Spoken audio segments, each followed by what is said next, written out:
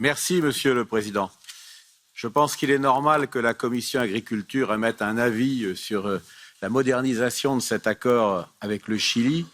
On nous en présente bien sûr les bons côtés, la suppression quasi totale des droits de douane pour les exportations européennes vers le Chili, mais il y a des contreparties qui ne sont pas forcément très bonnes pour l'agriculture. Je constate d'une part qu'il y a une augmentation des quotas d'importation de viande. C'est particulièrement perceptible pour la volaille, où là l'augmentation est très forte. Je constate d'autre part qu'il n'y a pas de réelle clause miroir, donc c'est une grande déception. Il y a bien un chapitre durabilité, c'est mieux que rien, mais il n'est pas assorti de sanctions, donc il apparaît largement comme un leurre, comme un effet d'annonce. Et donc je constate qu'une fois de plus, les agriculteurs étrangers, dans l'occurrence chiliens, ne seront pas soumis aux mêmes contraintes que les agriculteurs européens. Et donc, ça va générer une concurrence déloyale.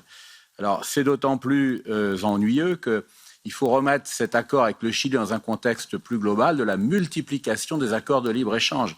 Et pour vous donner un seul exemple, dans quelques jours, il est probable qu'on va s'engager à passer un accord de libre-échange avec l'Australie, qui aura des conséquences encore bien plus redoutables pour nos éleveurs. Moi, je crois qu'on est en train, comme d'habitude, de sacrifier l'agriculture, sans l'avouer ouvertement, à d'autres impératifs. Et en l'occurrence, en ce qui concerne le Chili, il n'est pas difficile de deviner quel est l'impératif qui s'impose, c'est le besoin en lithium.